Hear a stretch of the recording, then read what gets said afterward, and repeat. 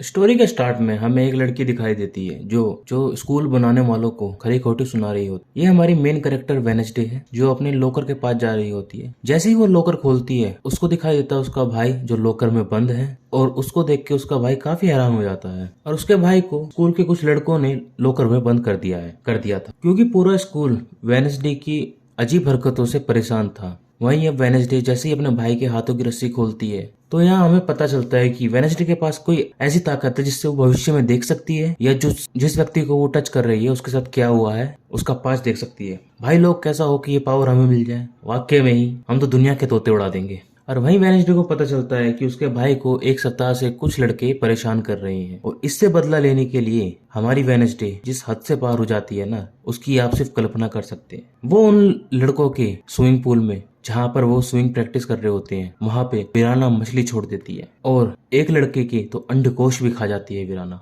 जिससे परेशान होकर स्कूल वाले उसको वहां से निकाल देते हैं। वहीं हमें सीन कट होता है, फिर हमें कार में एडम्स फैमिली दिखाई जाती है और वहां हमें पता चलता है कि वेनेसडे को नए स्कूल में एडमिशन के लिए भेजा जा रहा है। ये स्कूल स्पेशली सुपर पावर वाले बच्चों के लिए ही है जिनको दुनिया ने आउटकास्ट कर दिया है और इस अकेडमी का नाम होता है नेवर मोल अकेडमी। नेवर मोल अकेडमी एक जादुई जगह है जहाँ पे शहर के सारे एबनॉर्मल बच्चे रहा करते थे, जैसे कि इस सीरीज में आउटकास्ट कहा गया है, जिनके पास आम लोगों के मुकाबले जादुई पावर्स हैं जिन्हें कि आम लोग कतई पसंद नहीं करते। आउटकास्ट के बच्चे को सभी लोग आम भाषा में मॉन्स्टर समझते हैं क्योंकि वेनेसडे के parents mister and Mrs Adam इसी स्कूल से पढ़े हुए हैं तो इन्हें ऐसा लगता है कि ये वेनेसडे के लिए सही जगह रहेगी। तो भाई लोगों, अगर अभी तक आपको वीडियो में मजा आ रहा है प्लीज चैनल को सब्सक्राइब करना भी कंसिडर समझे क्योंकि इससे मुझे मोटिवेशन मिलती है और मैं ऐसा कंटेंट डेली डालता रहता हूँ इस चैनल पे। और आगे हमारी प्रिंसिपल वेनेसडे के एडमिशन का प्रोसेस चालू करती है। वैसे तो नेवर मोल अकेडमी में किसी आम इंसान का एडमिशन होना तो मुमकिन नहीं है, लेकिन क्योंकि वेनेसडे की माँ मोटेसिया प्रिंसिपल की रूममेट हुआ करती थी इसलिए इस चीज को प्रिंसिपल अलाउ करती। आगे प्रिंसिपल विम्स वेनेसडे को उसका रूम दिखाती है। वहीं पे हमारा एक और कैरेक्टर का इंट्रोडक्शन होता है जो कि मेरे को काफी पसंद है, जिसका नाम इनेट होता है जो वेनेसडे की पर्सनैलिटी से बिल्कुल अलग है। वहीं हमारी इनेट वेनेसडे को पूरा स्कूल दिखाती है और लोगों से इंट्रोडक्शन करवाती है। वहीं हमें एक और कैरेक्टर जिस कैरेक्टर से पूरा स्कूल डरता है वो भी दिखाया जाता है जो है प्रिंसेस वेयांका, क्योंकि ये स्कूल की पहली रॉयल खानदान की लड़की होती है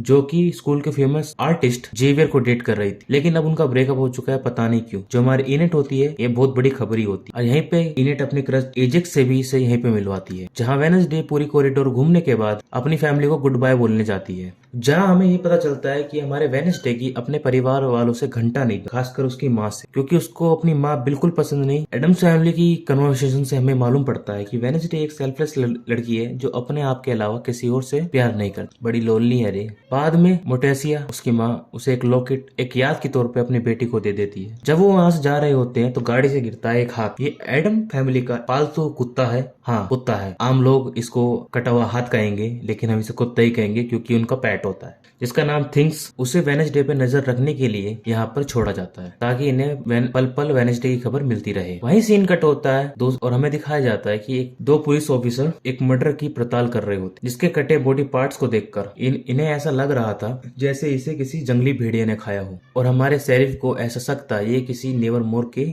बंदे का ही काम है। यहीं इधर वेनेसडे रात को अपने हिस्से को पूरा काला कर रही होती है जो उसका रूम का होता है और इसको देखकर हमारी इनेट काफी गुस्सा हो जाती है। अब यहाँ एंट्री होती है नेवर मोर की पहले ह्यूमन, काफी नॉर्मल टीचर रहती है, ये ड्रोम को संभालती है और ये यहाँ पर वेनेसडे को ड्रोम के नियम कानून बताने आई होती है, जिसका नाम है मिस थॉर्नहिल, जिसकी अगली सुबह वेनेसडे की पहली मुलाकात वियांका से होती है जिससे कि पूरा स्कूल डरता है। लेकिन हमारी लड़की उसको भी बोल देती है झुकेगी नहीं साली, और उसको चैलेंज कर देती है एक स्वॉर्ड फाइट के लिए, जिसमें हमारी वेनेसडे हार जाती। खुद को इतना भी ऊपर ना समझो, जब नीचे गिरो तो बहुत चोट लगे। और उसी दिन जब वेनेसडे कॉरिडोर से गुजर रही होती है तो उसके ऊपर एक मूर्ति आके गिरती है, लेकिन वो उससे बच जाती है। हमारी वेनेसडे को जेवियर बचा लेता है जो कि उसके पापा का दोस्त का बेटा होता है और इस तरीके से इन दोनों की पहली बार बात शुरू होती है। अब यहाँ के बाद वेनेसडे अपने कमरे में चली जाती है और यहाँ पर पिता द्वारा भेजे थिंग भनक पड़ जाती है और उसको डरा धमकाकर अपने साइड कर लेती है,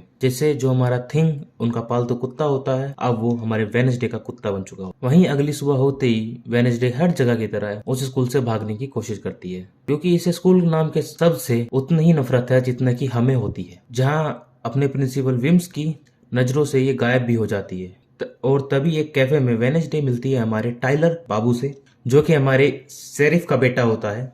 कॉफी मशीन को ठीक करने के बदले हमारी वेडनेसडे उससे एक टैक्सी मंगाने को बोलती है, जहां हमारा टाइलर भाई लोंडिया के प्यार में हाँ बोल देता, जहां पे वो इंतजार करने के क्रम में हमारे मेयर के बिगड़ेल बेटों से मिलती है और हमारी वेडनेसडे तो वेडनेसडे है, उनको बहुत कूट देती। जहाँ पे हमारी होती है शेरिफ की एंट्री, जो अपने बेटे से मिलने आया हुआ था। जब वो देखता है, पर यहाँ पर मारपीट देखकर ये वेडनेसडे से पूछताछ करता है, तभी हमारी प्रिंसिपल विलियम्स आ जाती है हमारी वेडनेसडे को वापस ले जाने के लिए। और जब हमारे शेरिफ को पता चलता है कि ये एडम्स की बेटी है, तो ये बड़े ही गुस्से से उसको देखता है। जहां हमें पता चलता है कि हमारे शेरिफ और एडम्स के पापा के साथ कोई लफड़ा है, प्यार का लफड़ा हो। और जिसके बाद पूरे रास्ते अपने प्रिंसिपल से डांट सुनने के बाद रात को स्कूल में वायलिन बजा रही होती, और तभी यहाँ हमारी इनेट आ जाती है। वो वैसे तो वुल्वरीन फैमिली से है, पर ये फिलहाल अपने पंजे ही निकाल पाती, जिसके कारण से वो काफी परेशान रहती है। पर इतनी बड़ी बात सुनने के बाद भी हमारी वेडनेसडे को घंटा फर्क नहीं पड़ता, जिसके कारण नेट बोलते तुम्हारे अंदर तो दिल और फीलिंग्स तो कोई है ही नहीं। वहीं हमारी वेडनेसडे बताती है कि उसके पास एक स्कॉर्पियन था, जब वो मरा था तो उसने अपनी सारी मोहब्बतें त्याग दी। अब यहाँ पे इनेट और वेडनेसडे अब एक दूसरे को धीरे धीरे जानना शुरू कर देते हैं। वेडनेसडे इनेट से इसका पीसी मांगती है, क्योंकि वेडनेसडे को पीसी और स्मार्टफोन जैसी कोई भी चीजों में दिलचस्पी नहीं थी। अच्छी है, लड़की बची पड़ी है।